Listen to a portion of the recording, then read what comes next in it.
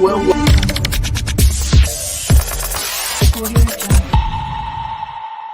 We were right. It's hit the fan. So let's dive in and talk about it.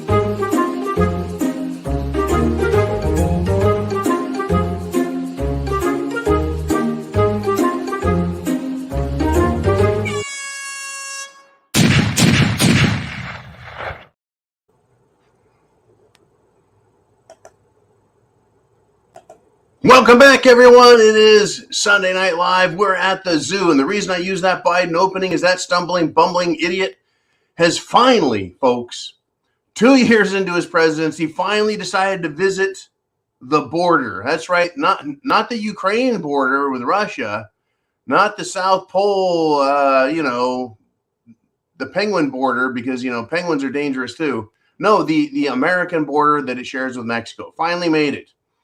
You think before they would have him trot up the steps onto Air Force One way back when, you think they would have had him practice that a few times ago. Now, Mr. Joe Biden, are you sure you can do this, buddy? Let's practice just to make sure. Apparently, they kind of messed that one up. Folks, welcome back to the Prepared Mind channel. This is Sunday Night Live. It is the zoo. This is your chance to direct the show, right? And action. Oh, boy, I tell you what, we've got a one hell of a bunch of topics to talk about. But you get to direct the show as well. Hit that super chat button right up there. I think it's right over there somewhere. Anyways, that or the Cash App or the PayPal, make a donation and you get your question in highlights right up here on screen. I'll make you famous, and you, folks, for your part, not only support the channel, but...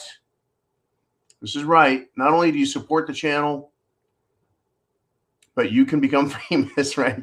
People, you're going to help others, right? They'll remember you when you ask a question, make a joke, make a statement, make an observation, point something out, right? Direct the conversation in such a way that it causes people to think. Now, way back in 1999, I was just a regular person out there working my ass off. Well, one day I'd had enough and I called in to the Tom Sullivan radio show. Used to come on in the Sacramento area right after the Rush Limbaugh show finished. And the Tom Sullivan show. And I brought up the subject of, guess what? None other than prepping. That's right. Prepping. I was like, okay, Tom, how long do you think these people are going to last? If Y2K. That was the big worry back then. Y2K. How long are they going to last? I mean, how much fuel do you need to run through your generator to keep your house cool, to keep your food cool, right? We had this interesting conversation, and I really thought it was cool that I called into his show and directed the subject matter away from typical Tom Sullivan economics and politics. And I really felt like I connected with the guy, right? We had a pretty cool conversation for, several minutes. Well, I thought, wow, when I started this channel, I thought, wouldn't it be great if I took your guys' questions, comments, thoughts, and put them on the air, right? And so we finally got here. Here we are. And we're going to do it. We've got some super chats lined up already, but get yours in. Get in line, and we will talk. Also, internet address right up there on YouTube. You can watch this one live on Sunday Night Live, and we're going to get into it. Now, to start off, this headline came across my desk. Jolene tipped me off, and then it hit everywhere, and I got notification after notification, and it started off with millions of Brazilians descend on Brasilia. That's the DC of Brazil. Brasilia is their capital city. And they storm Congress. Well, it may not have been millions, but it's certainly tens of thousands and thousands and thousands and thousands, folks. Yep, they stormed Congress. Some police fired bullets into the crowd and then ran for their lives. Is this the Brazilian J6 event? Right? I got some questions, though. Why did they storm Congress after the communist Lula took over instead of beforehand? Well, I believe that the people of Brazil were very, very serious about President Bolsonaro taking action. I believe that the Brazilian people were very, very serious about the military doing its job before the country was handed over to a convicted felon. That's right, folks. A convicted felon, a communist felon, was elected over Bolsonaro. And they're just supposed to accept that with all of the Nintendo fraud that happened out there. Right? It wasn't a group of 10 or 20 people or 100 people in Brazil, folks, that today took over Congress and also the presidential palace, right? But thousands and tens of thousands of storming, mad, pissed off Brazilians. They have totally rejected the Lula communist lies and the fraud. And folks, when tens and hundreds of thousands of people march, that's not a small issue. That's not a small statement. Right? It's huge. It is absolutely huge. This, folks, is what I'm going to call a serious rebellion and revolution by the sovereign people against a murderous communist regime that is yet to commit the genocide it promises as one of the communist cult takeoffs. Every time there's a communist cult, and it is a type of religion, folks, as soon as they take over, they start murdering people. So the people have taken action. The president failed. The military in Brazil failed, and the people are standing up for themselves. Very fascinating. So CNN compared it to J6, which is nothing like J6, which was a small, peaceful protest, right? This is literally, folks, tens of thousands of Brazilians. After the new communist president is there, right? And they storm Congress and the presidential palace. This truly is, folks, if you're on the communist side, they're going to call it an insurrection or a rebellion. And it's wholly justified in the minds of the hundreds of thousands and the millions who believe that Brazil got screwed over, that the people were lied to, right? And so there are how many tens of thousands participating in this? They're clearly risking their lives for standing up to the political party, the lies, the communist folks. And communism has murdered over 100 million people in the last 100 years. Do you think the Brazilian people have something to worry about there? And God bless the Brazilian people for having the courage to resist evil and risk their lives, their families, and their fortunes to do so. Now, as far as I'm concerned, I have to ask the question, will the Brazilian military do its duty and look into the election that so many tens of thousands are so worked up over that they'll commit an act of revolution? Will the military start questioning, right? The people are committing acts of violence over this. Do you think they're serious? This isn't 100 radical leftist Antifa here and 100 there that are being bussed around the country, flown around the country. It's not a couple hundred here and a couple hundred there. It's hundreds of thousands in every city. And for Brazil, folks, there's no turning back. Not now. If they go home and quiet down and try going back to their lives, guess what? The communist government there will arrest them one by one and shoot them in the back of the head in the street, just like the Soviet Union did, just like Chairman Mao did, just like Pol Pot did, just like Castro did. You know, little Justin's daddy. They take you out and they shoot you in the back of the head. They leave you rot in the street. There's no turning back for Brazil, folks. Have any of you, let me ask you this, have any of you guys done anything so daring that others would call you crazy for it, but it had to happen and you were the leader of that? You participated in it. You joined into that. All of these Brazilians, folks, tens of thousands, hundreds of thousands have been protesting. And today they step forward as leaders of themselves, those around them, and the entire people. God bless them and protect them as they fight against communism, which is evil, murderous, insidious, and just despicable. And this is, folks, history needs to record this day for Brazil as an SHTF Mad Max moment in history. Right? Now, if you could be there, let me ask you this question. If you could be there right now in Brazil and nobody knew who you were and you could participate and then go home and not have any consequences, would you like to be there with your AR-15 to help protect the people and help them win back their government? Right? As a freedom fighter for them, would you like that? If this was happening in America right now in DC, how would you like to be there, right? And tell the DC scum, no more of you, we're kicking your asses out. Right? Now, everyone would line up to do that if they couldn't be held accountable later. But we all know if you show up and participate, they're going to come after you. And that's what stops us. So it's not just risking your life, but risking your lives, your family, your fortune, everything. That's the difference between anonymously participating, like these keyboard warriors out here, and actually putting your face on camera and showing up at protests and letting the people in Congress know what you think by sending them emails with a name attached to it. They know who you are. You, my friends, are leaders for stepping up to these scum out there. And it looks like at some point we're going to have a Brazilian moment, folks, which is a very close haircut.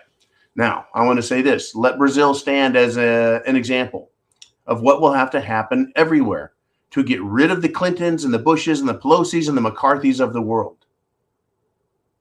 Right? Now, watch in Brazil, watch them treat this in the mainstream media like this is somehow Trump's fault. These are right-wing extremists. Watch. Now, Bolsonaro, President Bolsonaro of Brazil, prior to leaving office, could have told the people to do this prior to him leaving office so that the communists couldn't take over. But he didn't. He did not ask the people to step up. And the military could have stepped up. And they refused to step up and take the position and protect their country from a communist takeover. Instead, the military look like shit. Yes, they do, because they didn't do their job, folks. They sure didn't. But I tell you what, I've got something for you.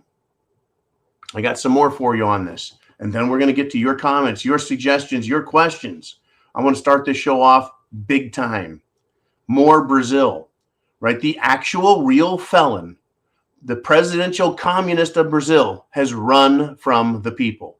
That's right. Socialist criminal Lula has fled the city and has flown to São Paulo, another Brazilian city. And the crowd is increasing in size and conflicts with police are occurring. Right? So I want to run this by you.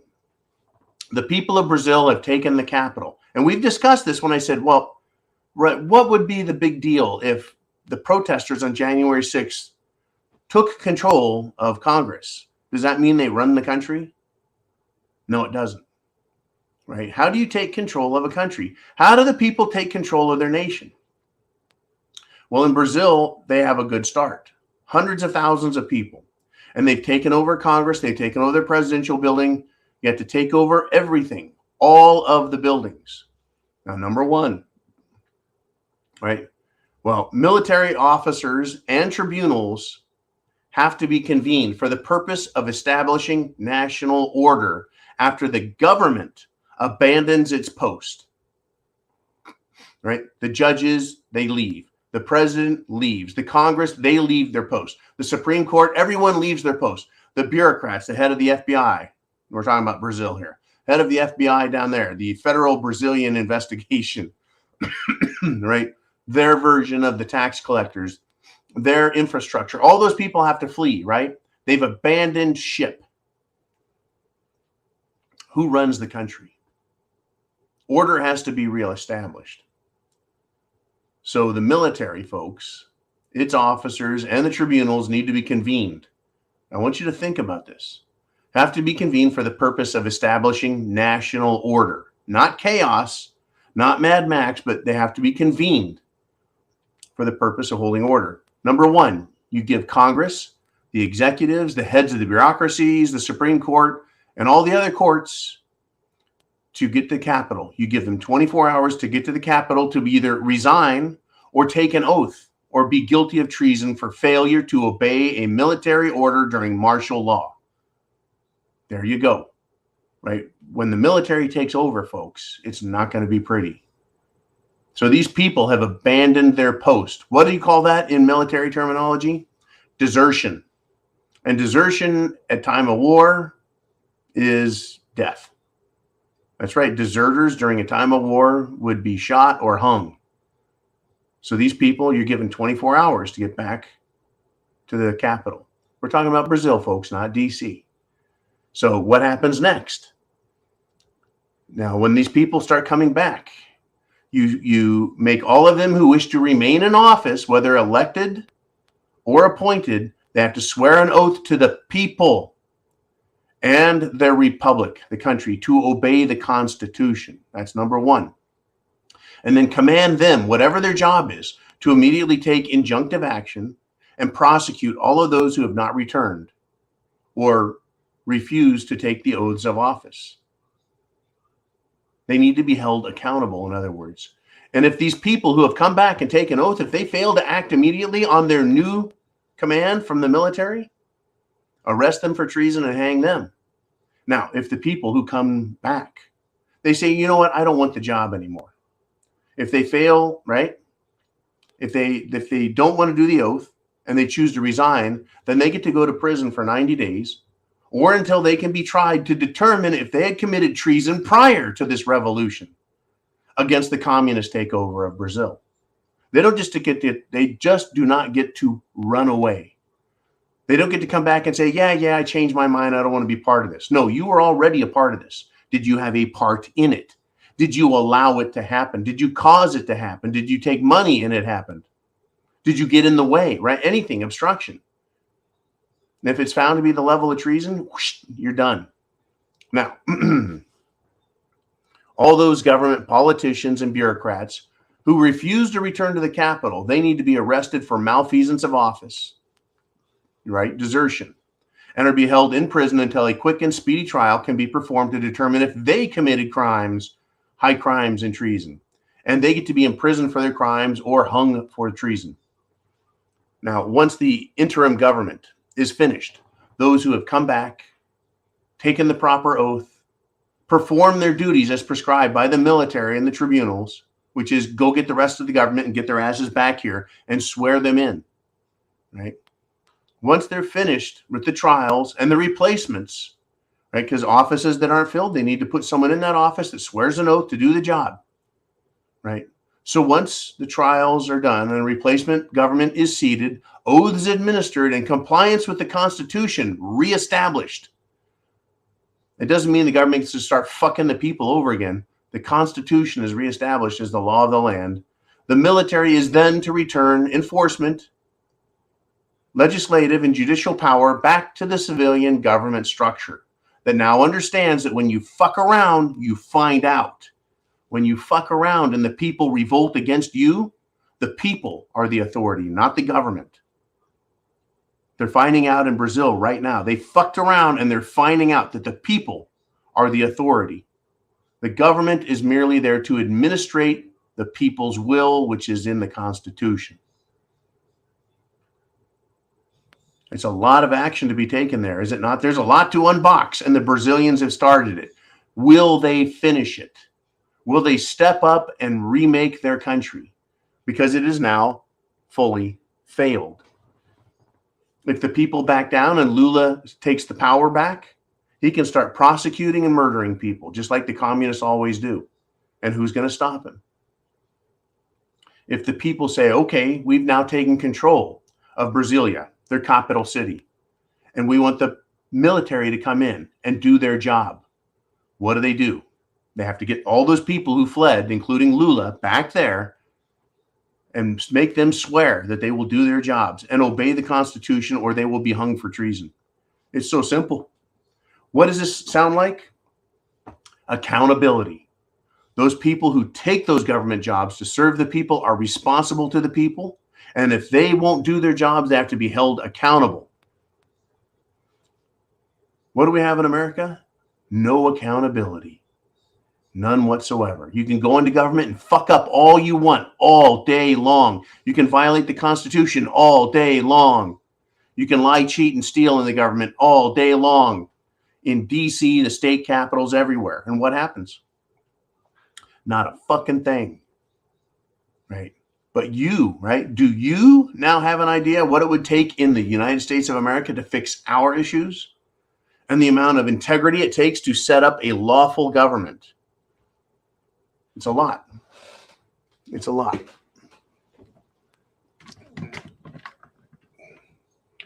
One second, folks. 1 second. Well, we're just going to go with that. It's that kind of day, that kind of weekend. Losing our lighting here at the Prepared Mind Happy Bunker. Now, right, we have an idea now, looking at Brazil, what they're up for. And what I just described is how you take a government that's out of control and you return it to its proper form and function using, that's right, martial law and military power. It's a topic I haven't wanted to discuss because I don't want people to think that's all I want. No, I don't. But the people of Brazil have ridden this all the way to the end, where they now have a communist leader. And what do communist leaders do? They start murdering people. Right now, to set up, return a government to its rightful place serving the people. It's pretty difficult. You can imagine that a lot of blood has to be spilled because the evil bastards in charge would never willingly give up, and liars like McConnell and liars like McCarthy would lie. They would take oaths and then violate them as soon as they could get away with it, right? Unless they were held accountable and chained to the Constitution. And then at that point, if they were held accountable, folks, and held accountable for their oath and their duty, they would be chained to the Constitution, forever worrying that they would be hung if they got caught pulling the shit they pull today. And likely, folks, if they survived some sort of revolution, they would not run for office again when they were finished with their term. There must always be serious consequences for treason, and there isn't right now. Just ask Biden, Pelosi, McCarthy, the FBI, the Attorney General, the Department of Justice altogether, the Supreme Court, and all the rest of them, who for the last, God knows how many decades we've put up with these people just acting like the fools, screwing us over. Now, they don't fear the death penalty. They don't fear, the penalty of treason here in America. We've got a long way to go before we get to play that game, folks. Or it could happen really fast, like it appears to have happened down in Brazil. Now, imagine how good America could be again. Make America great again. Imagine how great America would be if the politicians in D.C. feared us, the people. Well, folks, right now, guess what they're doing? They're witnessing what Brazil is doing to their country and their leaders. And they are fearful in Washington right now. They're fearful that you and I are going to see Brazil and go, ooh, is that how we have to do it? Trust me, they're very fearful, folks, right now. And me, I'm just one little guy. I'm not recommending or glorifying or glamorizing this violence. No, dangerous, harmful behavior. Nope, I'm just one little guy talking about this topic. But imagine a battalion of Marines and battalions of Army enforcing a military tribunal against the DC scum via arrest and trial powers enacted to straighten this country up. Wow. Hey, what me worry, right? The people in Washington, trust them. They're on our side, right? And me? Nah, I'm nobody.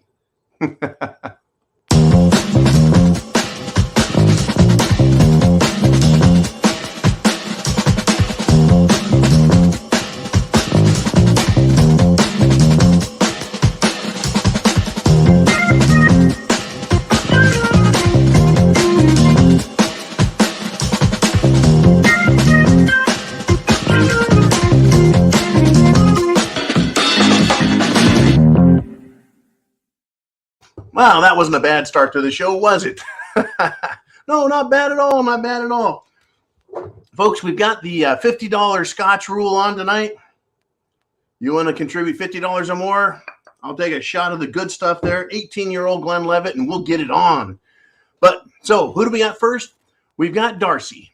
Darcy T starts out this week with a $50 super chat donation.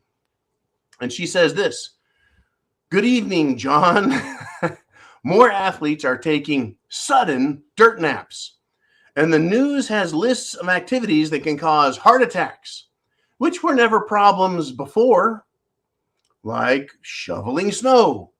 At what point do you suppose people will come to the realization that the Jim Jones juice is the cause?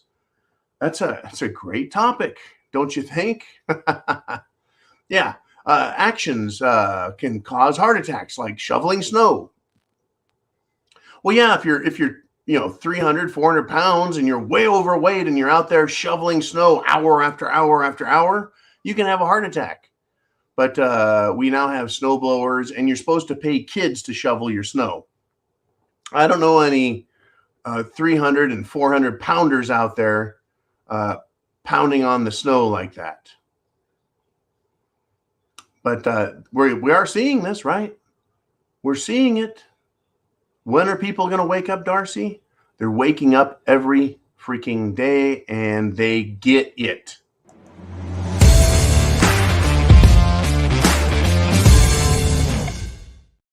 Oh, yeah. Take a wild friggin' guess, folks. Breaking news. Headline: Los Angeles Times newspaper editor dies unexpectedly. Age 33. Take a wild friggin' guess what caused this person. Let's see. Los Angeles, strike 1. Of course, California, strike 2. Working in the media, strike 3. And an editor, strike 4. Of the LA Times, no less, strike 5. I bet that this guy took the Jim Jones juice. But, it probably has nothing to do with him dying suddenly. As Darcy called it, the sudden dirt nap. I think it probably had something to do with it, don't you? Well, let's do it again.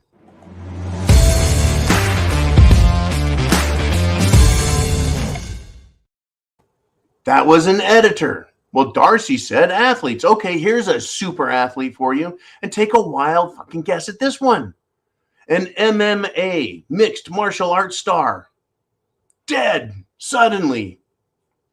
Well, John, those MMA guys, they take all kinds of performance-enhancing drugs. It probably caused a death. Well, no, this isn't an MMA guy. It's a girl. Victoria Lee, dead. Well, John, these athletes have been around years and years getting punched and kicked in the head. Of course they're fucked up. Folks, Muhammad Ali, was he in his 20s, his 30s, his 40s, his 50s before he started falling to pieces? No. The human body can take an insane amount of punishment. Trust me, I'm experiencing it right now. And it freaking hurts. But I'm not dead. And oh, yeah, rising star, super athlete, Victoria Lee is age 18. 18. Aged 18. Dead. Dirt nap. Done. Take a wild freaking guess. Yeah. Yep. Makes you wonder. Well, how about this? Let's just fucking hammer this one down.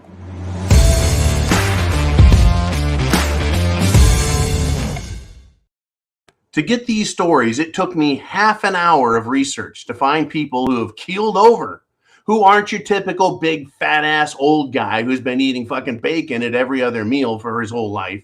No, I'm still alive. But this person is now dead. Suddenly dead. Take a wild motherfucking guess. Right? An Army fire control specialist dies suddenly. Well, in the field, John, in the field of battle, soldiers and Marines and The stress is incredible. No, wait. This Army fire control specialist was in the shower and died suddenly. Well, John, you're still in the field, in the war zone. No, she was in her fiance's house in the shower and died suddenly. She, 21-year-old Army, woman. That's right. I got 2 women on this time. Take a wild fucking guess, folks. I'm giving this a lot of attention because Darcy brought it up and wanted to come out the gate. I came out the gate screaming about Brazil and what's going on there. And Darcy came out the gate, pow! When are people going to wake the fuck up? Well, how about this one? Let's just do it again.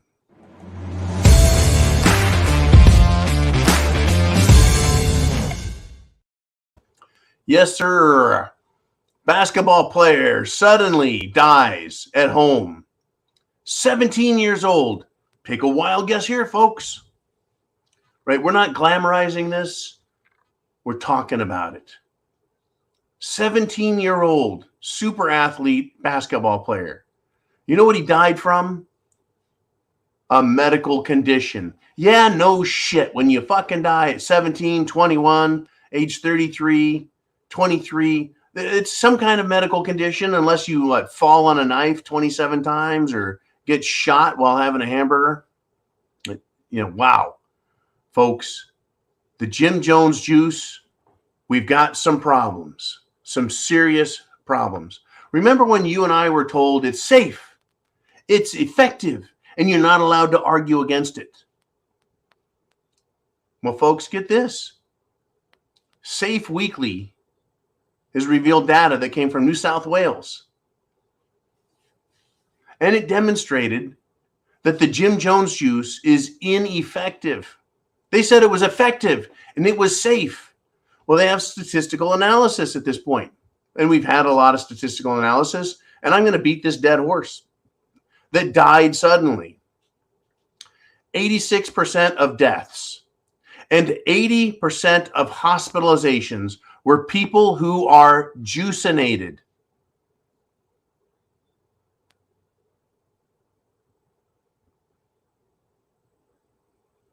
I thought if you got the Jim Jones juice, it was supposed to be effective. But 86% of the deaths while people have cerveza bug are coming from people who are juicinated. 17 out of 20, folks. 17 out of 20 people die because, well, they've gotten the juice and it didn't help them. And 8 out of 10, right, are people who are hospitalized and they've had the Jim Jones juice. This isn't talking about, this is the effectiveness of it. It makes you more than likely to be hospitalized and even more likely to die from it once that happens. And then the whole safe part, we've been discussing that, right? Every single time someone dies, we're like, yeah, how safe was that? How did that help out? Army players, basketball players, fighters, and even little journalists, right? Not a bit effective. Unfreaking believable. Okay, let's do this. I've been all over my soapbox on my high horse. What do you guys want to talk about? Do we have a super chat donation out there with some questions, comments, thoughts of the audience? Jolene, who do we want to put up right here first? Who is going to step right up? And it is Machiavelli Customs with a $4.99 super chat donation. And he says, my mother and father got the tequila shot. And now they're suffering from different illnesses. My mother recently got shingles and she was healthy before. And that is absolutely awful to hear, Machiavelli Customs. I'm very sorry to hear that your parents are now suffering. They're less healthy after getting the Jim Jones juice, a.k.a. the tequila shot, to deal with the cerveza bug. And you didn't just say that they're ill, but they're suffering from different illnesses. And this is another claim that is being made by some very credible doctors, some very intelligent experts, some very thoroughly vetted professionals out there who have noticed that the immune systems are being destroyed. And so if you don't die from cerveza bug, other illnesses are now affecting people. And I've heard an awful lot about cancer reemerging and coming out and getting people. I've heard an awful lot about women who have lost their babies or just had their entire menstrual cycles completely jacked up and screwed over. Now, trust me, I do know people that have gotten the Jim Jones juice and they seem just fine. Hey, I know this. If you don't take the Jim Jones juice, the odds of you dying from it are 0 because you didn't take it. And it is if you do take it that you can have a reaction, a serious reaction, a really fucked up reaction, or you can die from it. Plus, it destroys your immune system and then makes it easy for you to die of other things. This is terrible, Machiavelli. I'm sorry to hear that. And I hope that she gets over the shingles and hopefully your parents can figure out a way to make themselves healthy. Now, for me, I like to stay detoxed. Detoxed, right? I do not want any of that crap in me. I haven't put it in me, and every now and then I detox anyways, just to make sure that if possible, I can get rid of that shit. All right, Jolene, who do we have next? Where are we going next? We have Jay Maskinnis with a $2 super sticker. Now, he sent me something earlier today. I got to see if I can find it.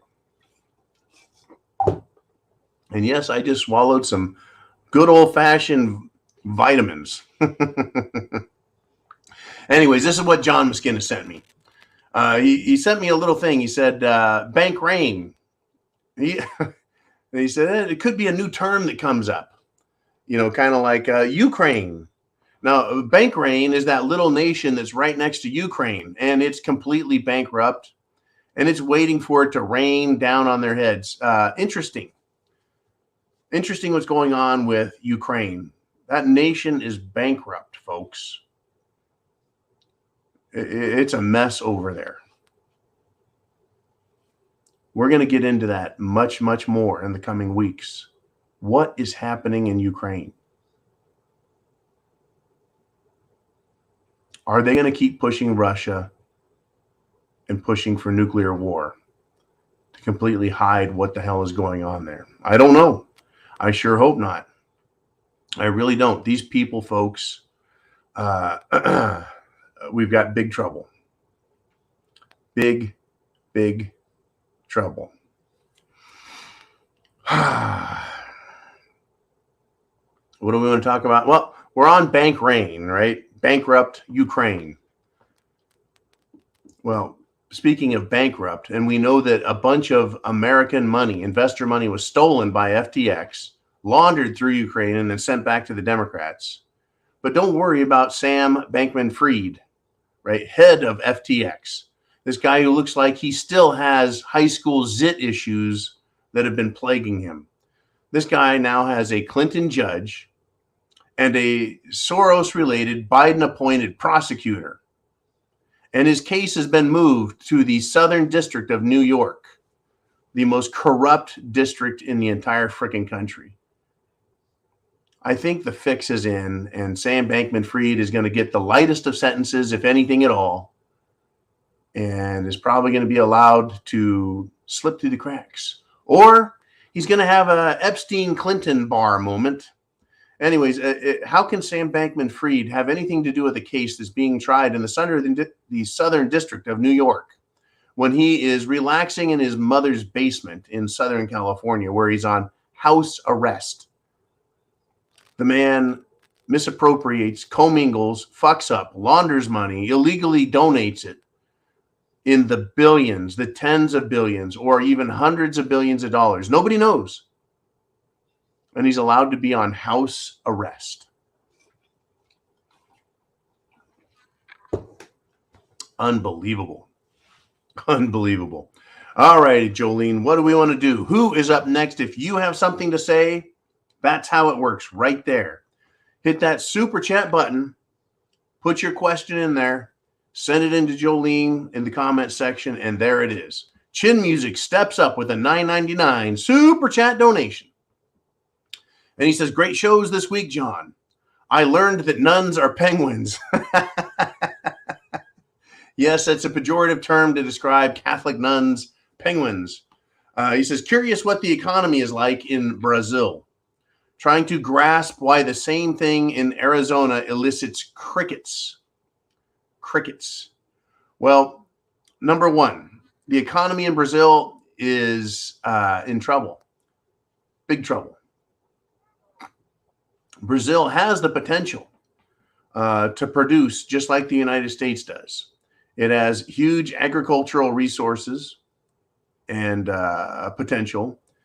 It has a lot of great natural resources, and it has manufacturing, right? Like Ford automobiles.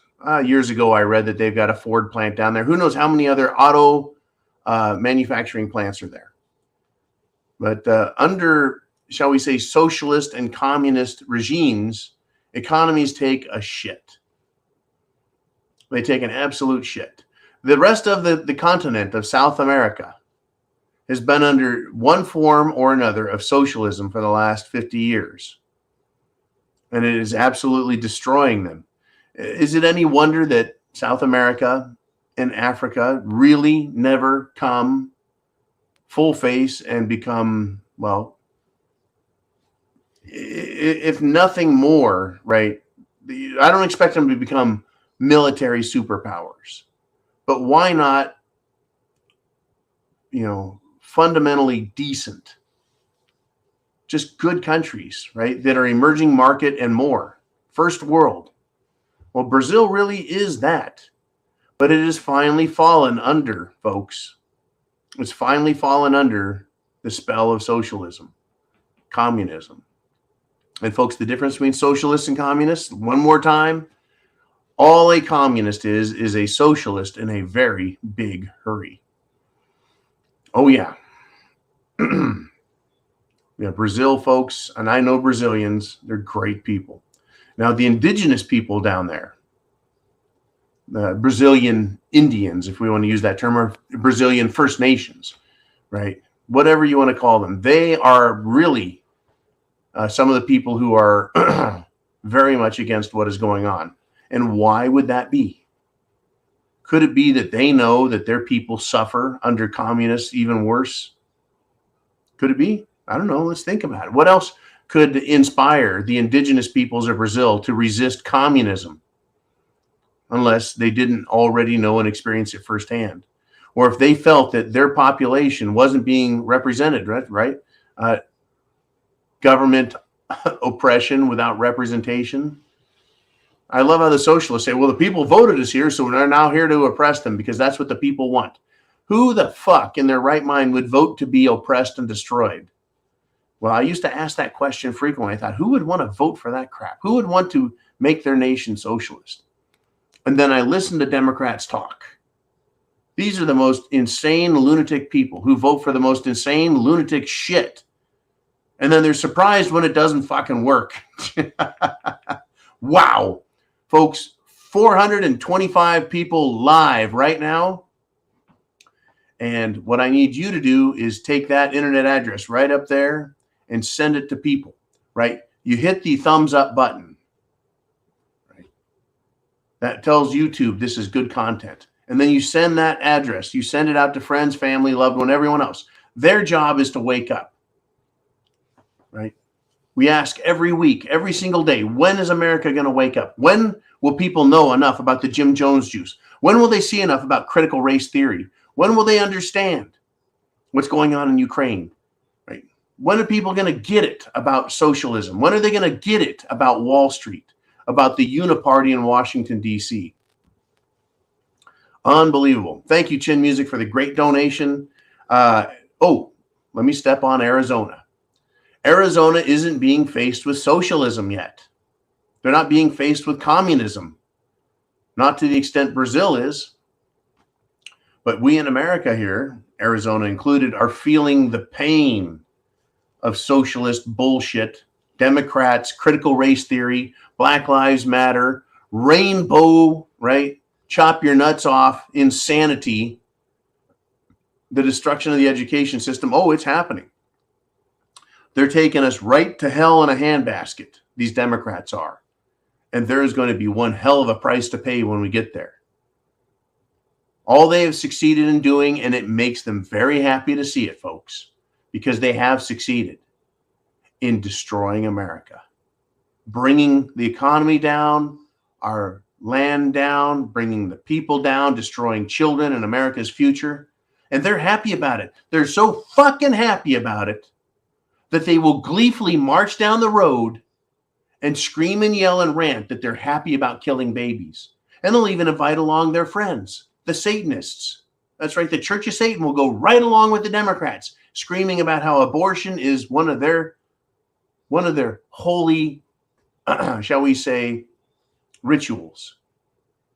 And that it's a violation of their rights to take away their religious rituals. The killing of babies is a ritual? Really?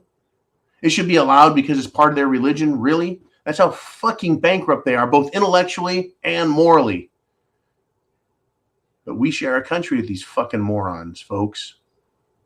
Like I said, there needs to be some accounting, some accountability. Woo! I tell you. I mean, let's just, we'll just change just 1 degree off of this.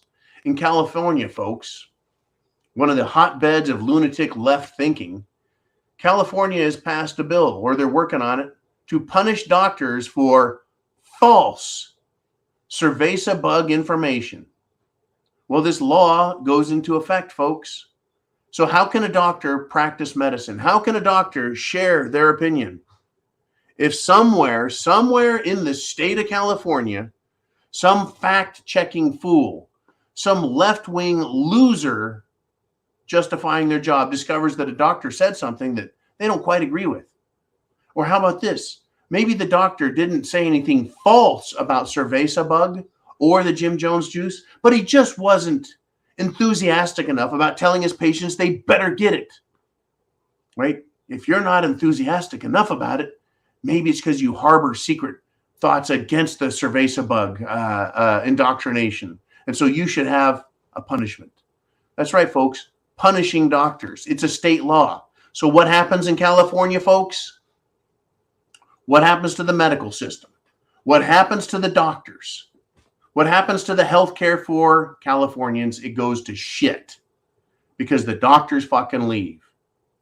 Or the doctors that stay don't say a damn thing.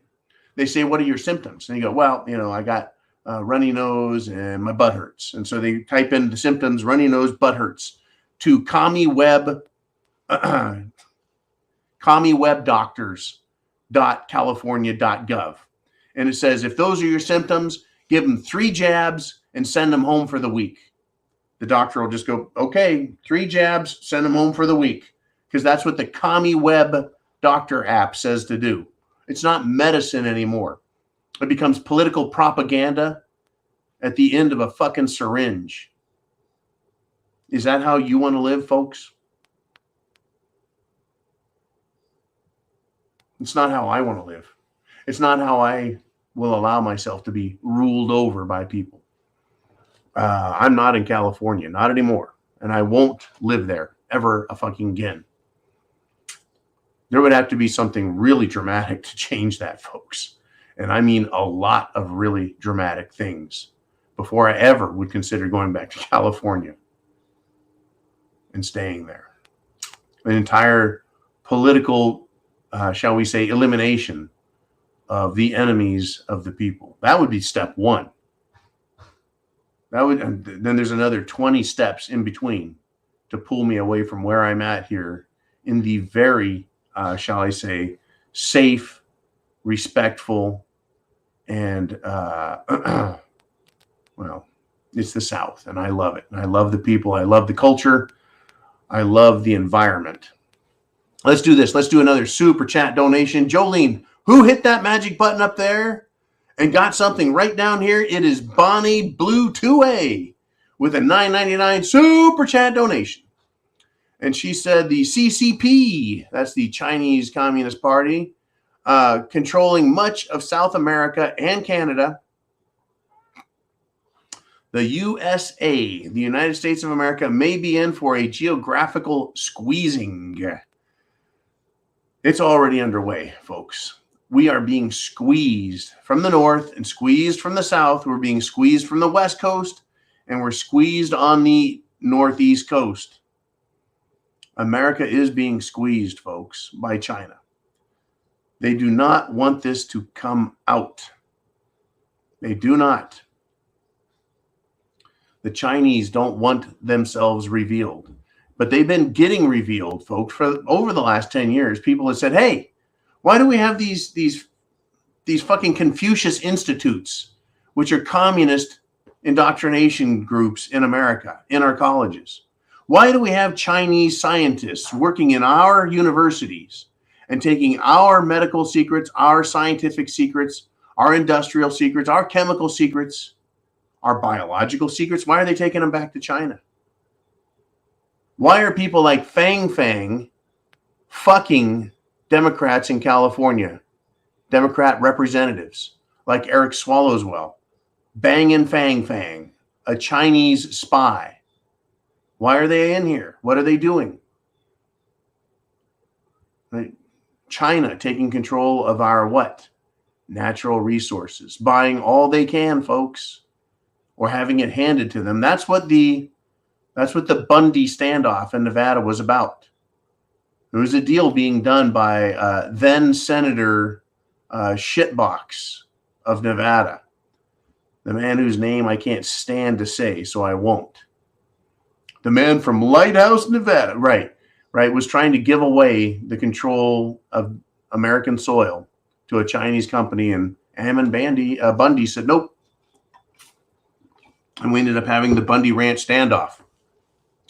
And American patriots showed up from all over the country with their AR-15s, and they let the federal agents know this ain't your fucking land. And there was a huge standoff. It was very embarrassing for the government on the world stage, but they shut it all down. It eventually went away. You and I can stand for what's right, folks, and you can stand up for yourself. And you don't have to accept government authoritarianism. You just have to be willing to do something that everyone else says is absolutely crazy, and you may pay for it with your life. Your family, your fortune may be destroyed, but you can live your life the way you want.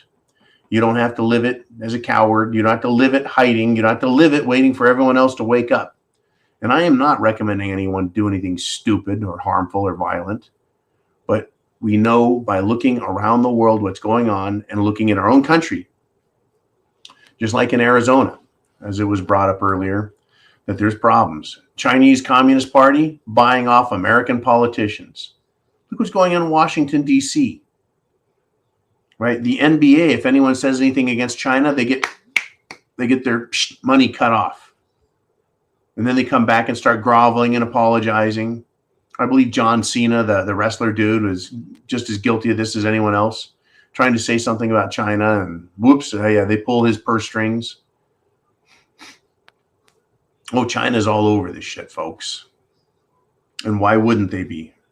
I mean, America and the politicians here are just putting their hand out and trying to sell us all out. Why wouldn't China go, look at these fucking losers over here selling out their country? Why wouldn't we want to take advantage of that? Well, they are. They truly are. The USA is getting squeezed on all sides, and it's exploding from within. Are you prepared? Folks, Brazil in just a matter of weeks went from, yeah, we had a goofy election to, all right, the capital has now been overrun by tens of thousands of protesters who've had enough and are sick and tired of letting the government fail them. That's some serious Mad Max shit, folks. What if it happens here in the United States of America? Are you prepared? Do you have food, water, shelter, clothing, medicine, means of self-defense? Now, we have our channel, The Prepared Mind, right, .club. I even ran the ad, right, the club commercial. And thank you to Mr. T for that and everything else that Mr. T does in the way of promotional stuff and short takes and questions, kind of like the Dax took the, right, he sure did. Well, or did he? Right. Taking the Jim Jones juice, right? We have all of this, folks, and we tell you, get prepared, right? A lot of it is information, the prepared mind, but you still need food, water, shelter, clothing, medicine, means of self-defense. You got to go to the club for it, go to Amazon for it, go down to fucking Sam's Club for it. I don't care which club you go to, just fucking get ready. But if you want to know what we recommend, that's what the club is for. Now,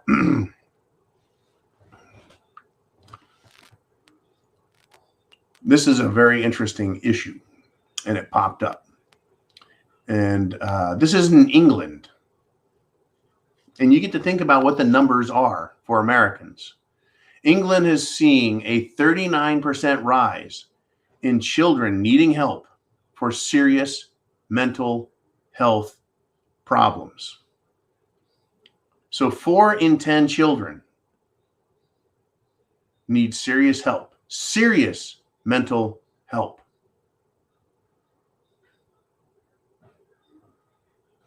Why?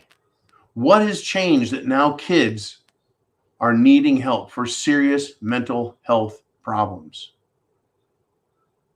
And so we're going to let children who 40% of them are all fucked in the head, who want to chop their dicks off or cut off their breasts, who want to have a total hysterectomy, take puberty blocking drugs. I bet these same 39%, or 4 out of the 10, I bet the same 4 out of 10 are the ones who want to mangle themselves, who want to castrate themselves. If they're that fucked up in the head, who put them into that position? Who created that mental health crisis for them? Their teachers, their parents? Makes you wonder, does it not? Are these the same 40% of children who hate their country and hate their race and who they are? Who is teaching them to hate themselves and hate everyone in their family and hate everyone in their country and hate their country itself? Where is that coming from? Critical race theory. Where is that coming from? Racist groups that teach hatred and division. Where is this coming from, this serious mental health crap? Parents taking their kids to drag queen fucking story hour. You think that's good for children? Oh, I brought my little lunatic child, and now they get to watch a lunatic adult. And that's really going to fuck their heads up even more. I think that's a fine way to do things. Folks, do your study. I've done mine. If you look into what these sick people do, these sick bastards in Washington, right? In order to make somebody your psychological bitch, you have to destroy their world. Make them believe they've got nothing, right? And then tell them, well, I'm going to make everything all right for you, but you have to do this for me, right? You have to become my bitch. It's unbelievable, folks. This is all mind control of the most nefarious type. Basically, they're cracking children's minds with all this warped, disgusting shit, and there's a problem. Taking kids to church doesn't hurt them. Taking kids hunting doesn't hurt them. Teaching kids about their history and showing them, yeah, you know, humans aren't perfect, but look what happens when you are a good person, right? America was made. America was confirmed. America grew. America was great. That doesn't create mind-numb, fucked up kids. It creates good kids who grow up into good, productive adults. Church makes kids good, decent, moral people, right? It just does. That program has worked for not just decades, but centuries and even millennia. And these people, folks, England, 39% rise. Yeah, look out. Unbelievable. Now, let's do this. Let's do a super chat donation. We are now in the second hour, hour 2 of the Prepared Mind channel. If you've got something to say, hit the super chat button. If you've got a prediction, hit the super chat button.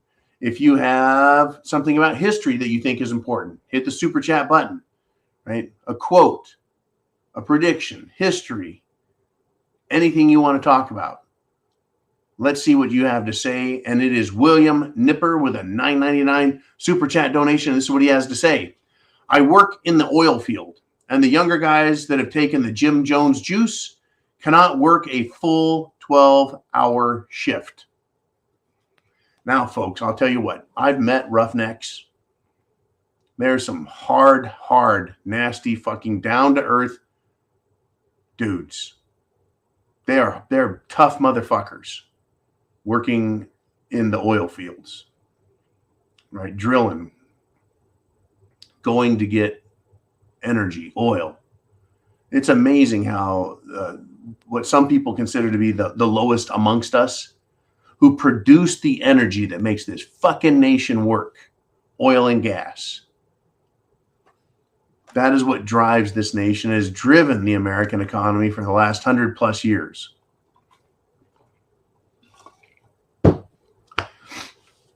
And it's not easy work. And William Nipper, God bless you, man. Thank you for what you do.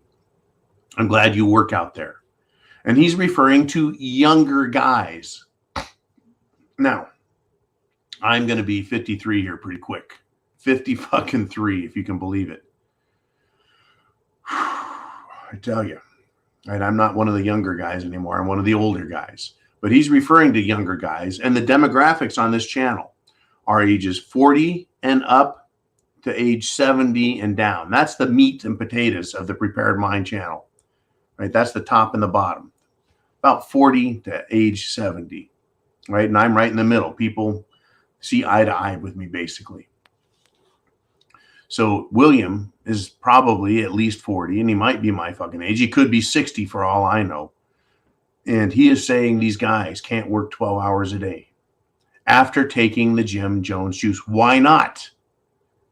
Why not indeed? What have we found with the Jim Jones juice? Not only does it ruin your immune system, but people report blood clots, strokes, seizures, heart attacks, they can't breathe, shortness of breath, loss of energy, motivation.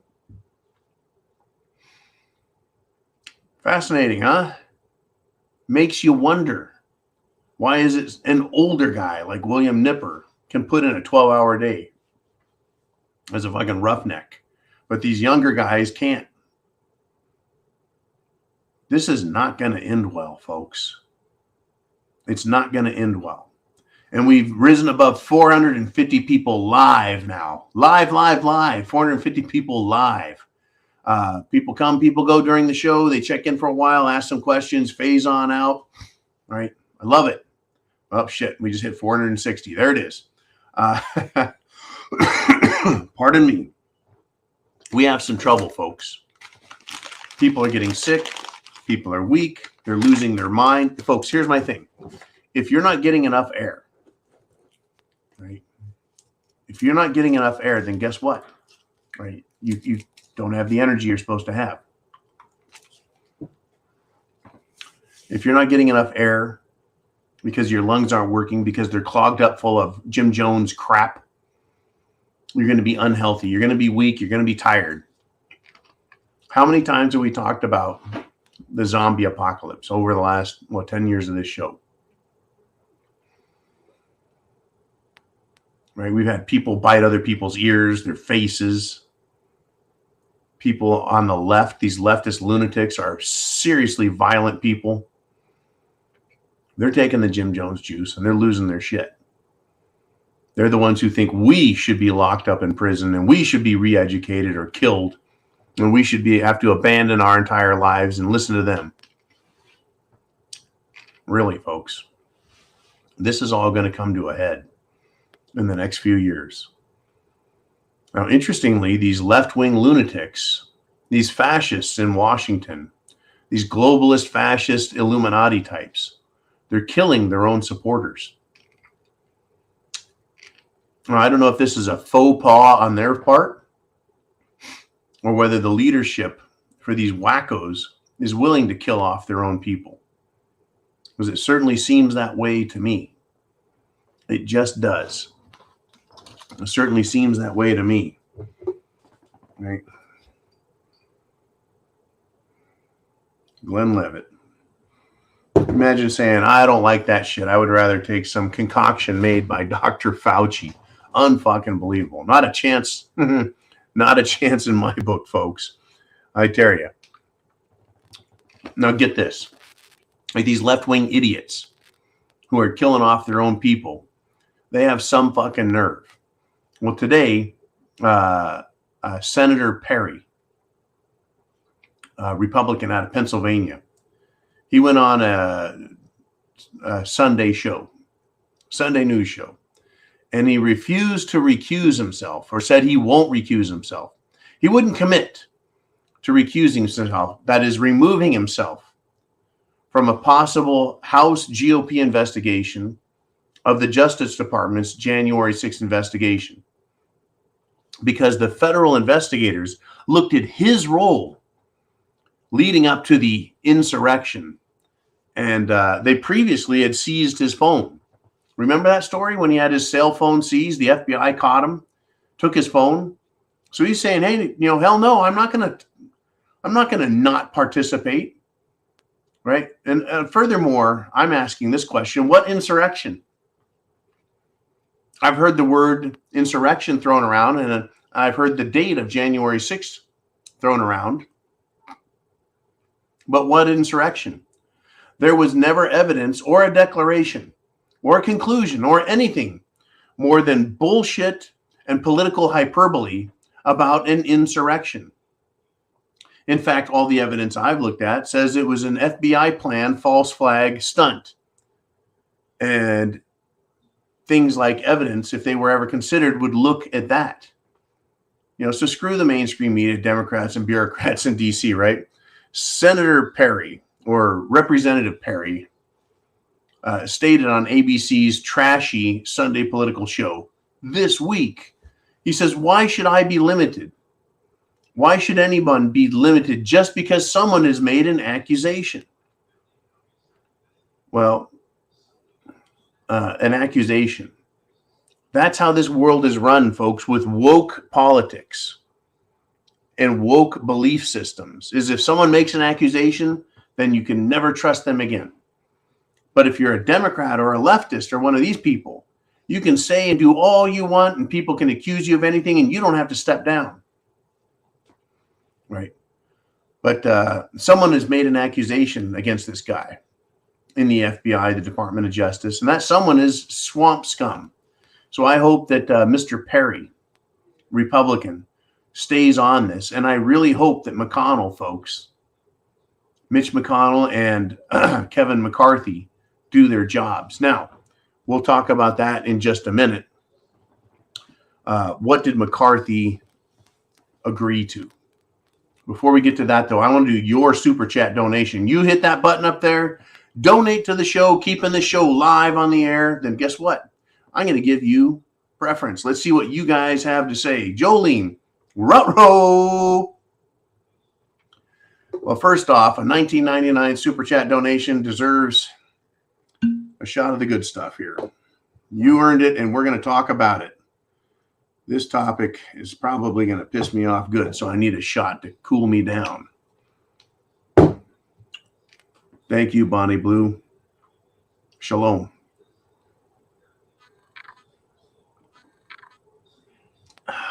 Mother's milk, I tell you. Whoa. Very smooth, but it just warms you up on the inside. Bonnie says this: John, please clarify the NFL kneeling. First, they knelt to show disrespect for us.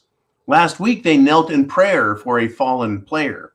Isn't the NFL sending mixed messages, or is the real message that we should have been and be praying for our country? Well, it's my opinion that they're a bunch of hypocrites, and they're also a bunch of morons, Bonnie. I know all of these players, with the exception of a very few, have gone to college and gotten a degree, right? They played college ball, then they get drafted in the NFL.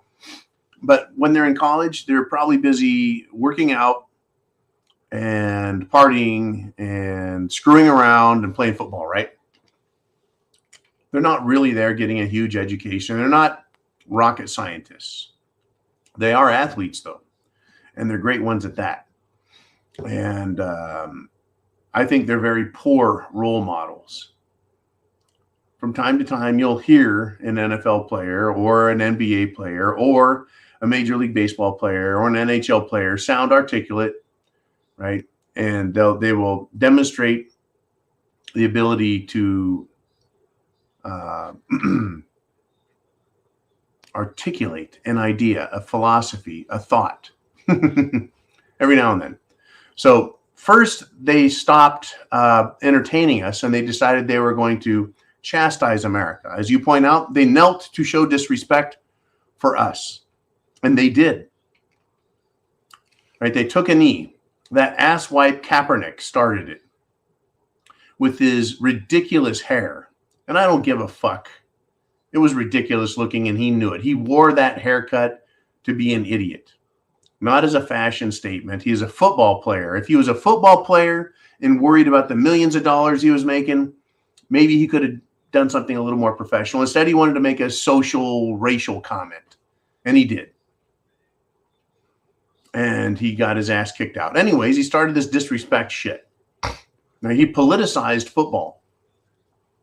And like a bunch of leftist idiots, because, folks, most of sports, most of the athletes and the coaches are a bunch of leftist idiots. But there are right-wing or Republican or patriotic types in there also, right? But who pays their bills? We do. And they said, we don't give a fuck. And they took a knee and they shit all over us and they showed disrespect for us, the flag, our national anthem, the country, our history, everything that is America. Everything that is America is so great that we can afford to pay adults to play children's games and pay them tens of millions of dollars each to do it. Unbelievable. So last week, we have the one player, right? He keels over on the field. Immediately, folks, other players went on the media and started talking about the Jim Jones juice. But during the game, the NFL players knelt in prayer for a fallen player. This is called a foxhole religion, folks. When you pretend that religion doesn't matter, that morals don't matter, that decency doesn't matter, until it affects you personally. Then you become pretty darn religious, don't you? Now, a lot of players are religious, and I get it. But most of them are a bunch of left-wing assholes. And what do? What do? They hate America. They hate you. They hate the country. Right? They hate religion. They hate morality. But yeah, someone gets hurt, and they're like, oh, shit, we all took that Jim Jones juice stuff. And none of us feel really good. And as pointed out earlier, yeah, even the toughest and roughest amongst us, oil drillers, right, roughnecks, they can't even work the way they used to. Yeah, they're all praying for themselves, folks. They may say they're praying for the fallen player, but I bet at least half of them are wondering, fuck, am I next? As they got their arms around each other's shoulders and they're taking a knee. The NFL is sending a mixed message here, right? Depending on which way the wind blows, right, they're going to tug at our heartstrings, right? And one day they want us to hate ourselves and hate the country, and the next day they want it to be patriotic, to everyone take a knee on the field and gather around and pray for fallen people, right? But all along, they should have been praying for our country. The whole world, folks, this pisses me the fuck off. The whole world of sports wants to stop everything and make everyone pray for this fucking guy. But how many soldiers out there? How many Marines? How many sailors out there have died, lost an arm, a leg, been injured, blown to pieces, and survived or died? And not one person in the NFL took a knee and prayed for them in the middle of the field. Or have they? Did they pray before the game? Did they pray after the game? I don't know, but they don't tell the rest of us to do that. They do that in their own, right?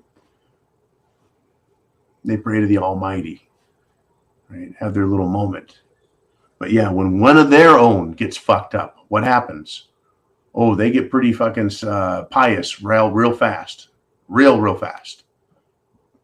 Right? They want to show the world how good and how good and pure they are. I'm not buying it. Yeah, the NFL is sending mixed messages. They're full of shit, is essentially the message. Right?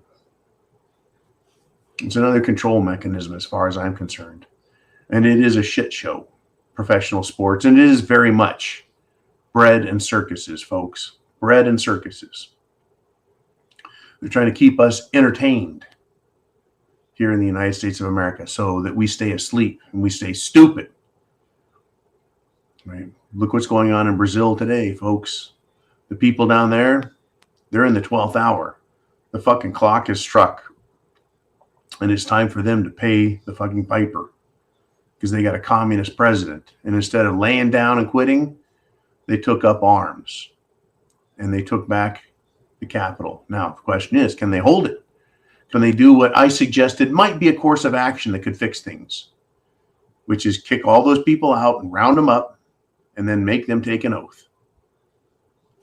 I would like to take all the NFL players, take them all out, not to try them for treason, folks, but to make them take an oath, right? If you're going to entertain the American people and get paid millions of dollars to do it, right? Will you stand up for America? Or are you going to continue to shit on it and shit on us at the same time while taking our money?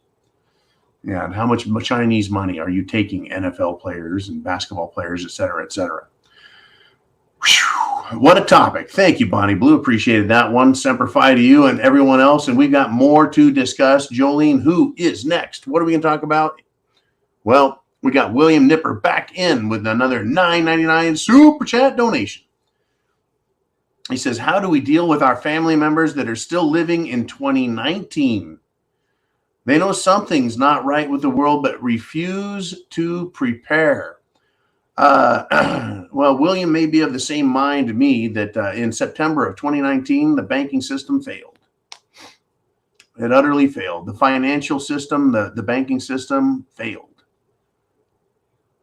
And they started having the Federal Reserve pay money in overnight lending to keep the banks solvent so they didn't crash and take a shit. And we're continuing to see that problem, folks, exacerbate and get worse. And it's all being papered over, right? You can put paper up and you can paint it to look like a brick wall or a granite mountain, but it's very thin. It's very thin. So you ask, how do we deal with our family members that are still living back then? Before Cerveza Bug, before the Jim Jones juice, before 2020, the elections of 2020, before that, these people are still in their heads that everything's just fine. It's a little wonky. Things get a little rough every now and then, but America's survived worse. Really. Yeah, America survived assassinations. America has survived the media being a big pile of shit. Yeah, but for how long and how well did they survive? Great question, man. They know something's not right, but they refuse to prepare. This falls right back, William, on what I like to call ostrich syndrome. I was trying to think of something more clever than that. What they need is a windowectomy, and that's where they cut out a section of the stomach and put a plate glass there so they can see where they're going with their heads up their ass. They would rather hide from the truth than have to do something about it, William. And this is terrible. I keep saying, tell your friends, tell your family, tell your coworkers. Right? Tell people, wake the fuck up. And it's up to them. The more they hear it, they'll never be able to say to you. They won't be able to say, William or Bill, hey, look, man, something felt funny, but I had no idea. No one ever said anything to me. And you'd be like, I've been telling you for years. You can't lie to me about it. Right? You can't lie to me about it. You've been told for years now. And that's the best we can do is wake up and get prepared. Food, water, shelter, clothing, medicine, means of self-defense. Wake the fuck up. Government is not your friend. Government is the problem, right?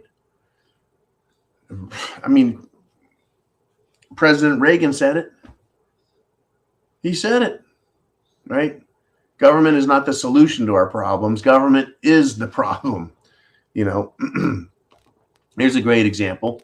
Dan Crenshaw, right? He's a rhino Republican out of Texas, right? He declared that anyone who doesn't vote for Kevin McCarthy is a narcissist and his enemies, right? Here we have a Republican accusing everyone who doesn't support exactly what he supports. They're narcissists and his enemies. And then he called them terrorists. Well, fuck you, Cyclops, right? See, these self-righteous pricks, they get to pretend like they know better, right? Americans out here who don't want to see all these problems, right? Mommy and daddy are fighting. They want to hide. They stick their head in the sand, right? So you and I are left doing the fight here. And hopefully they wake up, right? Now, today, good old Representative Dan Cyclops Crenshaw, he's now apologized, calling McCarthy holdouts terrorists. I'm sorry I called you guys terrorists, because he got major backlash once again. So yeah, fuck you, Cyclops. You're supposed to represent the people and our rights and freedoms and uphold your oath to the Constitution. He is, folks, a little vicious pit bull bitch who insults little girls. Remember that, folks. A little girl asked a question and stumped him and made him look stupid. A little girl made Dan Crenshaw look stupid because his position, his thinking is so crappy, right? And what did he do? He attacked her. That's who this guy is. He didn't get his way with the McCarthy thing, and he got pissed off, started calling people narcissists and fucking terrorists. What a piece of trash. I would like to meet him someday and tell him so. He probably doesn't have the guts, though, to stand up to someone like you or me and answer for it.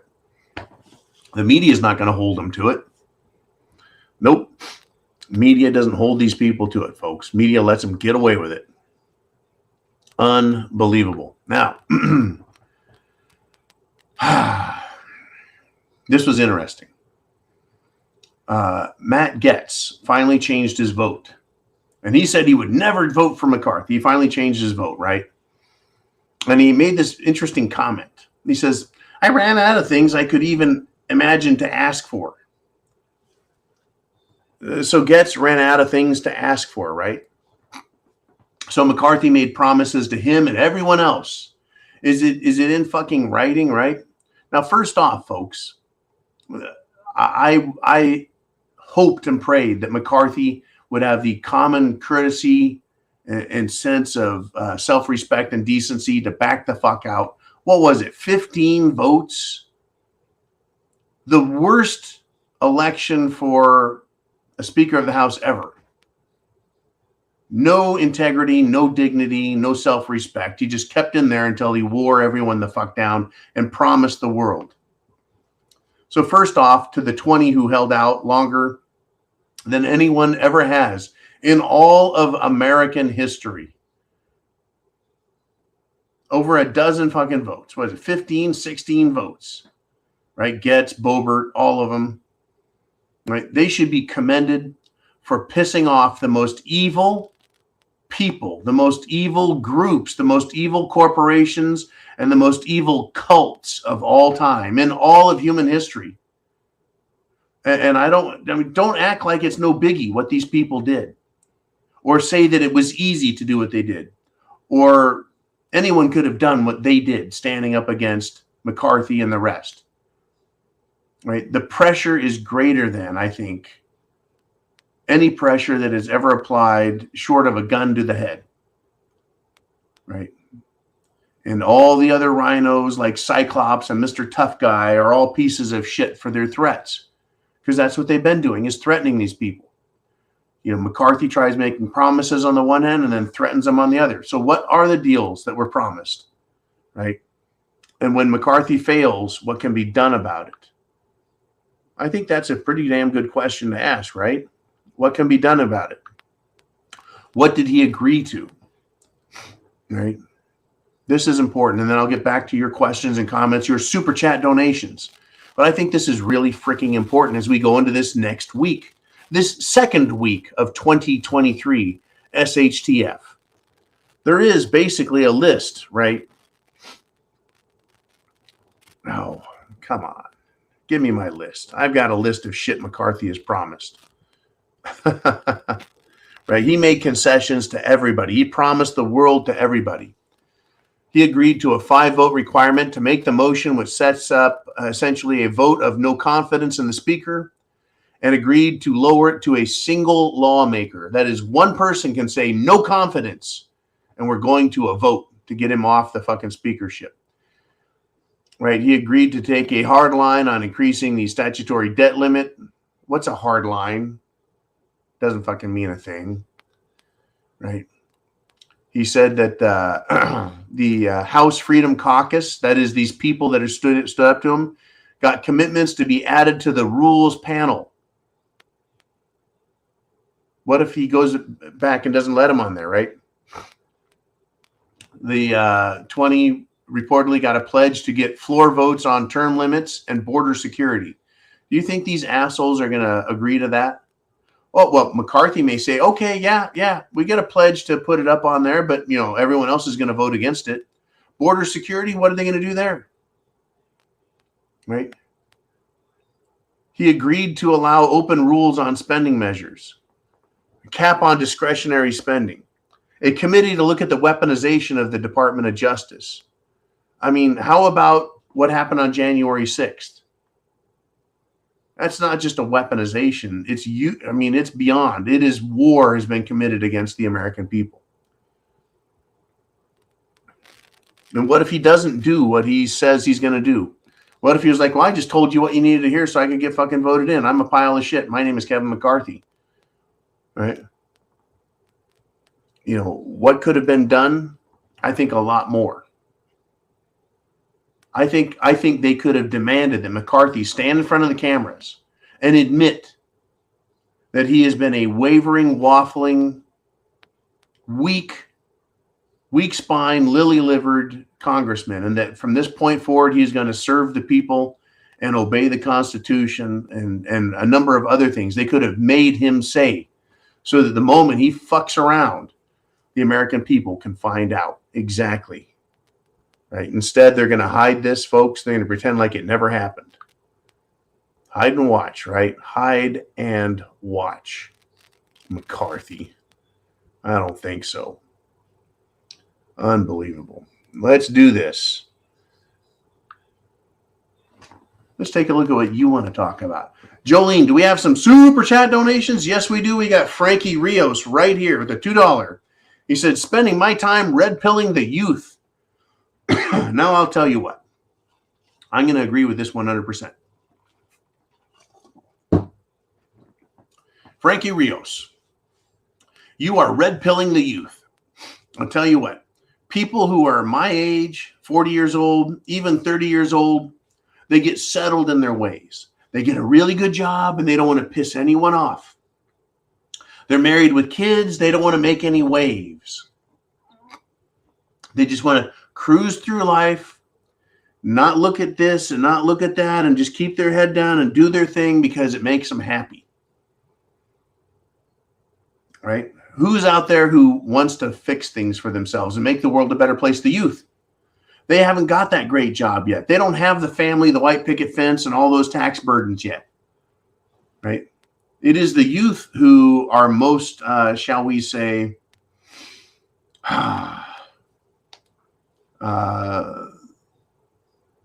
the most passionate, truly, as a group of people. They are the most passionate. They have everything to lose and they have nothing to lose. Literally, they can lose their entire life, their entire fortune, their entire freedom, right, if they don't make good decisions. And they have nothing to lose. They don't have a house, a car, a family, a job, a career. So they can lose the potential for all those things, right? If they don't get what they think they should. In other words, if we teach them the value of the Constitution, the value of freedom, the value of liberty, if you red pill the youth and wake them the hell up, they're the ones who have all kinds of energy. And they will go out and do exactly what I did and probably many of you did, and that is take it to the streets, right? Talk to their friends. You're right. You red pill the youth and they'll go red pill their friends. And they'll go red pill their fucking parents. And they'll go red pill their other coworkers because they don't give a shit. They got nothing to lose. And I keep hearing that. These youths have nothing to lose, so they're all for socialism. Why wouldn't they want nothing to lose and be all for freedom so they can make their own destiny happen instead of hoping they could steal it from someone else? So Frankie Rios, I commend you and give you a big fat hearty Semper Fi, right? Red pilling the youth. That is who needs it. Those people need it the most. People my age and older, even my age and younger, a decade or so. They got the same education I did, basically. They should fucking know better. They should be wide awake. They shouldn't need to be red pilled. Not that they don't, right, get how do we put this, right? Kind of get tunnel vision, really focused and kind of forget their history classes and forget the important things in life. Right, they get tunnel vision. They're just living their life and they're keeping it on the straight and narrow. Well, the youth, folks, I say we wake them the hell up. And that's a great plan, Frankie. All right, Jolene, who do we have next out there? We got William C. with a $5 super chat donation. He says, I never got the Jim Jones juice, but I was tested and to it came in negative. Could have been harmed by the test. Well, you said you were tested and it came in negative. Negative means you don't have cerveza bug. Could have been harmed by the test. I think what you're asking is, can just getting the test harm you? Now, the way I remember this is they would take a very long stick with a little bit of cotton on the end of it, and they call that a swab. And they wanted to take that and jam it up into your nose, into your mucous membrane, and on the other side of it. And then pull that out and test it to see if you have cerveza bug. Well, people would get this test, and then the next day they would be sick. And then they would get the fucking cerveza bug, and then they're really fucked. That happened again and again and again. Turns out that the nasal swabs had cerveza bug on them. They could test an unswabbed cerveza bug thing, right? Take it right out of the package, stick it in the test kit, and it would come up positive. The fucking things already had it. Now in, Tanzania, the president of that country took the swabs and he swabbed a pheasant, and he swabbed a goat, and he swabbed a fucking papaya, a piece of fruit. And he sent those 3 tests in. And they all came back positive. A pheasant had it, and a goat had it, and a papaya had it. What he was doing was proving that the fucking tests were either rigged or they came contaminated. Woo! Cerveza sneeze. But yeah. I think you could have been harmed by the test. Possibly, possibly not, William. They could have infected you with it, and your body was like, cerveza bug, get the fuck out of here, right? And you showed no symptoms, and your body just kicked its ass. It's very possible. I've been exposed to it many, many, many, many times. I've been around thousands and thousands and thousands of people from all over the country and indeed around the world in the last 3 years. Right now, I'm a little bit kind of sick. I feel kind of under the weather. No big deal. But yeah, could have you been harmed by the test? Well, sure, you could have been harmed, but it sounds like you're not. And I'm glad you never got the juice, buddy. There is no better cure for disease than our own immune systems. And pointing out again, statistical analysis, the data, the facts, the science says the people who have gotten the Jim Jones juice they're the ones who are truly, folks, paying for it and suffering and dying now. I feel bad, but at the same time, if you had listened to your inner voice that said, don't do it, don't do it, don't trust these bastards. They lied yesterday. They lied the day before. So why do I have to believe that they're telling the truth today? It's just me. You make your own decisions, folks. Make your own decisions. Let's do this. Let's get another Frankie Rio. He says, as a $2 super chat donation, he says, thoughts on the FDIC vid release. The FDIC video release. You know what? I don't know what that is. I must have missed that today. Now, the Federal Deposit Insurance Corporation, is that the FDIC we're talking about? I have no idea what their video release was about. Let me see. Is there something here in someone help me out? I may have saw it and just overlooked it. Oh my goodness. Let's see. Here we go. Chechen Commander. We got all kinds of stuff popping up in the news. El Paso reported police were arresting people at the border ahead of Biden visiting. Illegal and alien in Alabama. That's nice. Yeah. Some more NFL bullshit. College player suddenly collapses during a game. Good God. You got to be kidding me.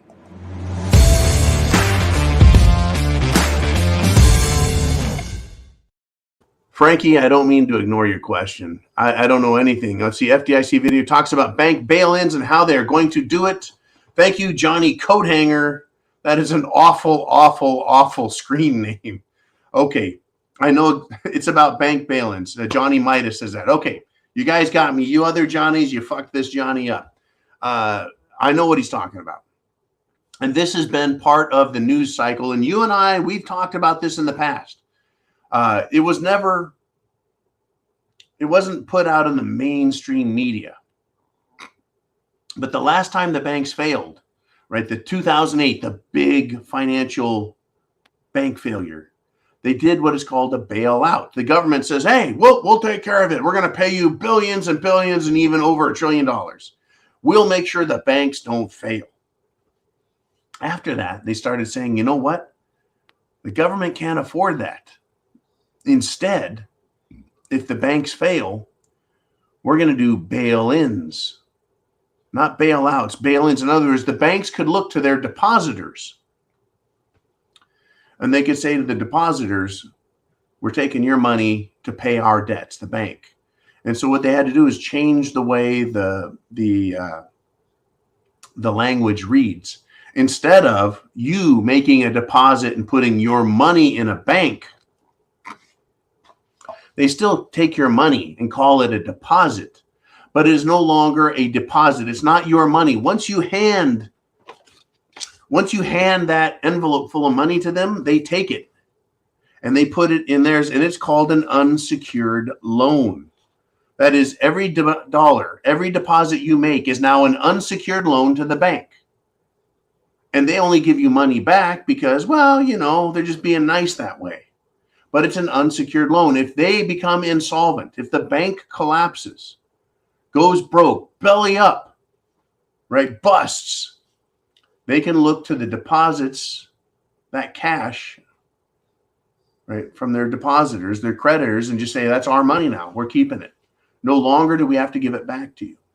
Now, if all of a sudden they're talking about this publicly, and it's a subject I'm very familiar with, if they're talking about this publicly now, it is a form of predictive programming or pre-programming to let us know that these things are going to come in our near future. Banks are going to start failing and they're going to start doing bail-ins. Now, the problem with this is if you're at Bank of America and you look across the street at US Bank and US Bank is failing and they're doing bail-ins, you're going to look at Bank of America and you're going to be like, I'm going to go get my fucking cash out. And so that causes a bank run at Bank of America, which causes a bank run at Wells Fargo and Chase and Citi. See where I'm going with this? people start not trusting the banks. So they're like, how do we keep people from not worrying about a bank bail-in so we don't have bank runs where people go and take all their money out that they can? Well, first off, the bank doesn't have the cash. I've gone in to do a real estate deal, and the bank was like, we don't have that kind of cash, John. I'm like, fuckers, I have a lot of money in this bank. Don't tell me you can't give me my money so I can go do a real estate deal and, contracting. And they're like, well, we just don't have that kind of cash. I'm like, what do I need to do? They're like, we need to order that kind of cash from the vault. The Wells Fargo or the Loomis. Anyways, the point is they don't have the cash. If everyone went to get their cash out of the bank, it wouldn't be available. You can go there and say, I'd like to close my accounts and give me a cashier's check, right? Which is a cash equivalent. But what they're going to do to make sure people don't panic is if U.S. Bank over there starts to go under, right? They want everyone to go, oh, no. We're not taking everyone's money. Everyone stay calm. No, we're only going to take the money from the rich people. So we're going to have this tiered system. And I'm just guessing that this is the story they're telling today in this FDIC release. And the Federal Deposit Insurance Corporation is supposed to be an insurance depository. That is, the banks are supposed to pay a fee to keep your money safe. It's a form, right? You have to have car insurance. They have to have FDIC insurance so that people can rest assured that we won't have a banking collapse like in the 30s. After the 30s, when the banks fucked everyone over, stole all their money, their real estate, everything they could, people were like, I'm not putting my fucking money in the bank. The bank collapsed. I didn't get shit for it. So then they came up with FDIC, the Federal Deposit Insurance Corporation. No, your deposits are guaranteed up to a certain amount. And now they have bank bail-ins because they're looking at massive bank failures again. Once again, the banks failed back in 2019 utterly. And the Federal Reserve has been bailing them out every single night. Literally every single fucking night. But they're like, we can't do this any longer. We can't do it much longer. It's getting worse and worse and worse and worse. The things that cause things to go bad are still going bad, only on a greater scale. So what will only take money from the rich people? That's the first thing they'll say. They'll put $1 on, like only people with more than $1 million, only people with more than $500,000, only people with more than $100,000 in cash. How many people do you know with $100,000 in cash in their bank? Even if they're a massive business, they don't hold cash. They put it in bonds and other securities that pay at least some kind of a dividend, which they can cash in and sell at any one time. They're liquid, but they're not going to keep fucking cash in a bank. Someone's going to tell me, oh, yeah, they do, John. How do you think they meet payroll?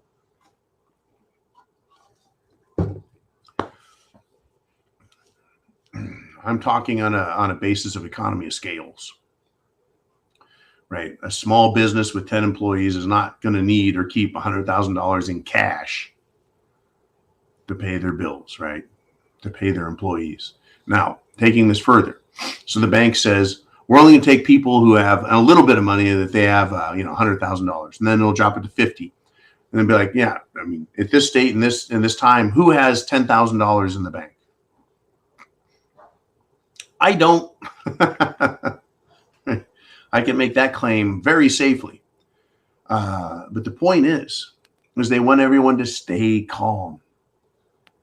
Now, if they can make the rules up, well, we're only going to take it if you have this much money or more. They can change the rules the other way and go, fuck it, fuck everyone. We tried paying the bills with the rich people, wasn't enough. We tried paying bills with the little business guys, wasn't enough. So now we're here to take your money. And the FDIC is the same thing, the Federal Deposit Insurance Corporation. We only insure it for so much money, but we ran out of money, right? If they're illiquid, this has to do with liquidity, cash. Who has it? If the bank doesn't have it, they take it from their people. If their people don't have it, then they file for FDIC. If FDIC goes, we don't have it. And folks, they don't. Just like everything else the federal government does, they take the money and they squander it elsewhere. It is an unfunded insurance liability program that cannot take care of all of the issues this country is facing. Period. I hope I addressed that topic. Oh, and I did play this.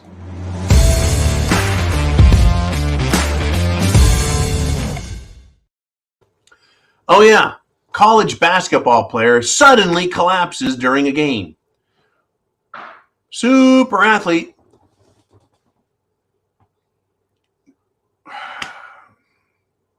With approximately 13 minutes and 13 seconds. That's a great number. Left in the first half. This game wasn't even halfway over between Old Dominion and Georgia Southern. A sophomore. This dude was 19 years old, folks. Is that what they said? Well, they didn't give an age earlier, but college sophomore, probably 19 years old. If there's 13 minutes left, that means he's only been playing for 17 fucking minutes. Collapses. It's almost routine now. This person's name, this is terrible, right? I hope he's doing well and all fixed or whatever. Essien, sophomore guard, right? Helped to his feet, walked off the court. That's great. Suddenly collapses. Unfucking believable. But believe it, folks, it's real. This shit is real. And it's not getting any better. Unbelievable. Okay, Jolene, what do we have next? Who is up next? We have John Cosmo. He became a YouTube member. Awesome. Thank you, John. And we got a lot of Johns rolling in here right now. I appreciate it. Who do we have next? William Nipper with another $10 super chat donation. I tell you what. The super chat donations keep the lights on, keeps tuna fish and spam in the pantry. And I found out that I like Starkist a little more than Chicken of the Sea. Yep. And Bumblebee tuna, it's a mixed hat there. Anyways, William Nipper says, Dan Crenshaw, that is Representative Cyclops, right?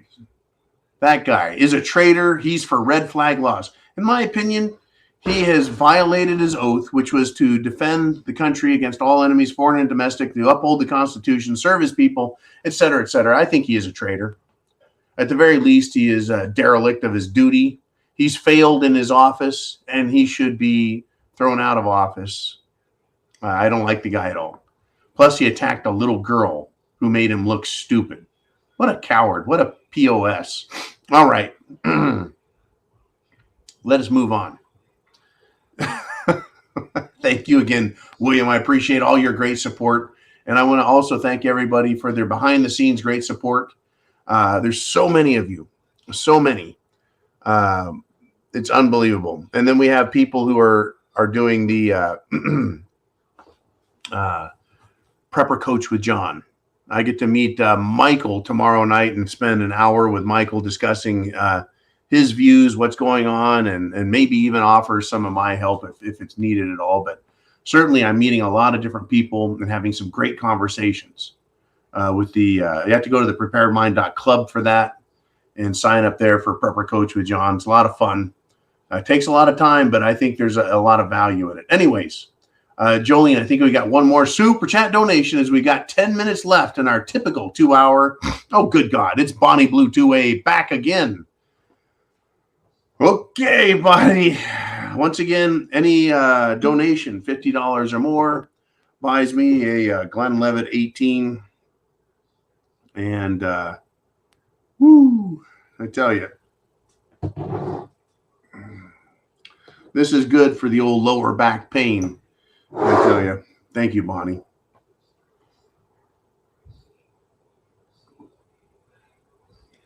There we go. Down the hatch. All right. She says, 2 major Second Amendment court wins last week. The bump stock ban was found to be an overreach by the ATF rulemaking, and the New York red flag law denying due process prior to gun confiscation found to be unconstitutional. The Bruin decision has raised the bar, and anti-2A laws are failing.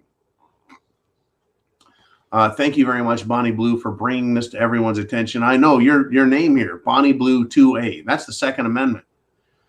And a lot of people think the Second Amendment should have been the first. Right? The very first thing should have been The right to keep and bear arms shall not be infringed, et cetera, et cetera. Right? The people are the militia, et cetera, keep and bear arms. Right? And a lot of people say, no, we need free speech. Well, the reason I think goes in the order it is the First Amendment. Free speech. You should be allowed to speak, to talk, to criticize, right? Everybody, including the king. Everybody, including the king, including the police, the laws, everything. You should be able to criticize anyone who makes a public statement. It's just the way it ought to be. All right, but the Second Amendment is for when the First Amendment fails. So that's why they go after the Second Amendment. If they take all of our guns, then they can say, you'll shut the fuck up or we're going to come after you and crack your skull. But if you've got your peace, you're like, yeah, bring it on, bitches. They're like, well, and so what do they do now? They use social pressure. They use social pressure. Yes, they do. Whew. And you feel that, you feel a nice heartwarming scotch hit. It's good. Now, the ATF, the Alcohol, Tobacco, and Firearms people, they should have zero authority to make rules. The laws are supposed to be made by Congress, but they pass an ill-defined, vague law, and then the ATF uses sophistry. That is to say, they put their own definitions to word or change the definitions of word to meet their requirements. And so then they come up with rules, right? So this bump stock ban was an interpretation of another law. They reinterpreted it and said, bump stocks. Well, the court said, the fuck you will. That's an overreach. And then the state of New York came up with some red flag crap. And I do not like red flag laws. The idea that you can snitch on somebody and the police can go take their guns because someone else felt uncomfortable or made a complaint, right? That's a he said, she said. There's no due process. Like, for example, if my neighbor were to say, I believe John's a dangerous person, the police should say, well, how does he make you feel dangerous? Right? How does he seem to be dangerous? Why is he dangerous? What's he done that's so dangerous? Well, he's really tall and he's an ex-Marine and yada, yada. I just don't like it. Well, has he committed a crime? Has he come over and picked up your car and carried it away under his arm? Right? Has he done anything? Right? And then the police should come over and talk to the person and go, hey, John, what's the deal with this other neighbor? And I go, I don't know what his fucking problem is. Right? I think he went and got 3 Jim Jones juices yesterday because he wore 3 different patches stating so. And, I don't know what his fucking problem is. Right? Cop's like, yeah, fine. You seem normal. Carry on. Right? I'd be like, yeah, you too. Red flag law is neighbor can complain about you. The police show up at your house and go, someone's concerned about you. They think that you're a violent, scaring, threatening person. And we're just going to take your guns. Well, really? What have I done wrong? Well, nothing, but someone's afraid. So what? I'm not a criminal. I don't have a criminal record. And even if I had a criminal record, what have I done wrong? Right? Red flag laws are failing, and they should fail. Right? They should. And all these corporations that continue to try and take our First Amendment rights away from us, censor us, punish us, harm us, like YouTube. YouTube is punishing this channel more than you can imagine right now, folks. But we're staying on the air because it's satire, and that allows us to get away with it. And people like Bonnie Blue and William and all of you who support us in front of the scene, behind the scenes. Some of you don't want a lot of credit. You just want to contribute and help. That's great. Others want to make a fucking statement. It's about the Second Amendment, like Bonnie Blue says right here.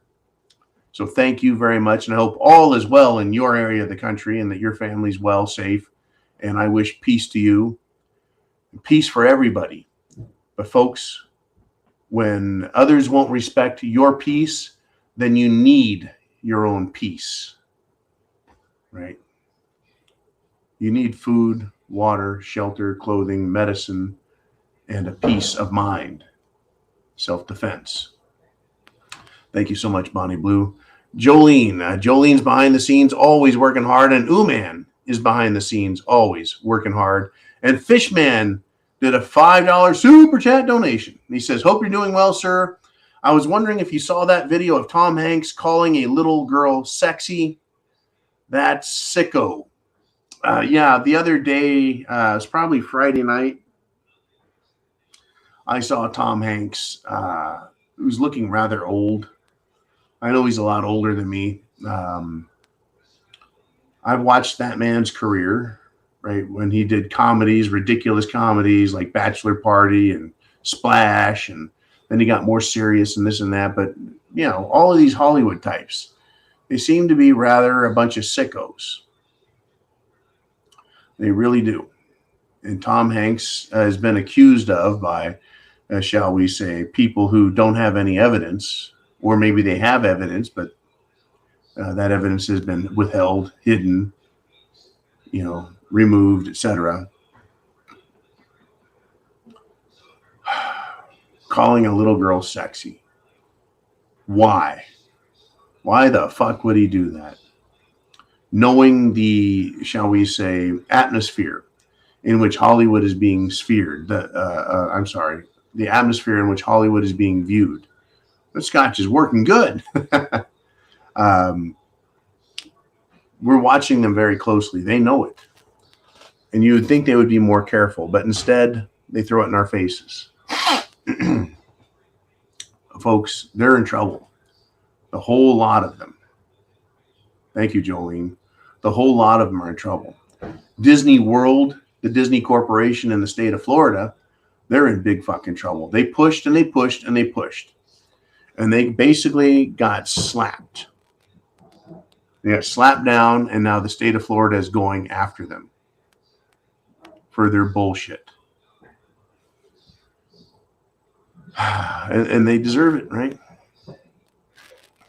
But we're in the middle of a big fight. We're watching them. They're watching us. Now, I've been talking all week about, or over the last week, about Kevin McCarthy threatening Madison Cawthorn and then telling him you're done, and then getting him primaried. That is, during the primary elections, he was removed, destroyed. And so Madison Cawthorn came out and explained that those who stand up against Kevin McCarthy, right, their families are targeted. Madison said, quote, there are incredible threats being levied against them. Families are targeted. Can you imagine the pressure, folks, if a policeman came to your door and he said, you know, I've heard that your family is dealing drugs out of this house, and we're watching your house 24/7. Someone's watching you, and we're listening to your phone calls, and we're checking your emails. He can lie to you. A cop can do that. He can come up and lie to you to scare you, to see what's going on. But you're being threatened. That is a threat. When anyone with a badge or gun and represents the government gets in your face, sends you a letter, mark my words, it's a threat, because they can punish you. They can take you to court. They can throw your ass in jail. They can accuse you of whatever they want, and you have to pay a lawyer to defend yourself, and it doesn't cost them a fucking thing when they lose. They don't get in trouble when they lose. What do they care when they lose? They're the government. So imagine the power, not of the local police guy who's got an axe to grind because his girlfriend doesn't like your family, right? Some kind of little personal vendetta on a local level. Imagine Kevin McCarthy, head of the Republican Congress, and now Speaker of the House, threatening you. People of that authority make a threat, people end up dying, having little accidents. Family members, right? They create lies, right? How hard is it to make fake pictures? How hard is it to make fake videos? How hard is it to fake an email? How hard is it to fake anything and then present that to someone else? Your wife, your husband, your children, your parents, and make you look like an absolute evil bastard. Plant drugs on you, destroy your life. They can pull you over, plant drugs in your car, arrest you, destroy your life. You lose your job, your car. You lose everything. You lose your family. Everyone thinks you're a drug dealer or a scumbag because, well, they want to destroy you. Families are targeted by Kevin McCarthy. Madison Cawthorn is a great example. When he comes forward and says, hey, I wanted to expose them. Instead, they trashed me.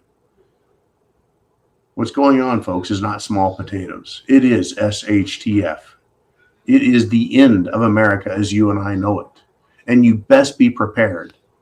Period. Food, water, shelter, clothing, medicine, means of self-defense, and a plan. We'd all better get straightened up. Straighten the fuck up all the way and be ready. We could have a Brazil situation. We could end up with a Ukraine situation. We could end up with a China situation. We can end up with what? More pandemic. We can end up with a 2020 summer of love. We could end up with a European power crisis. All of these things, folks, are possible and very quickly. Yeah, 2 weeks, 3 weeks, 4 weeks, that's not enough time to get prepared. People may think it is, but there's like, well, there's this problem, but it's only been a week. They can fix things. Well, then it's 2 weeks. And then it's 3 weeks. And then, holy shit, the 4 weeks is here, and the thing that they've been promising is coming happened. Look out, folks. Right? There's no easy way through this. Thank you, Jolene. Thank you, Uman. Thank you to everyone for supporting the Prepared Mind Network and all of the people here that are here to help others get prepared. Chance favors the prepared mind is yours. And aren't you glad you are a prepper? Semper Fi, Godspeed.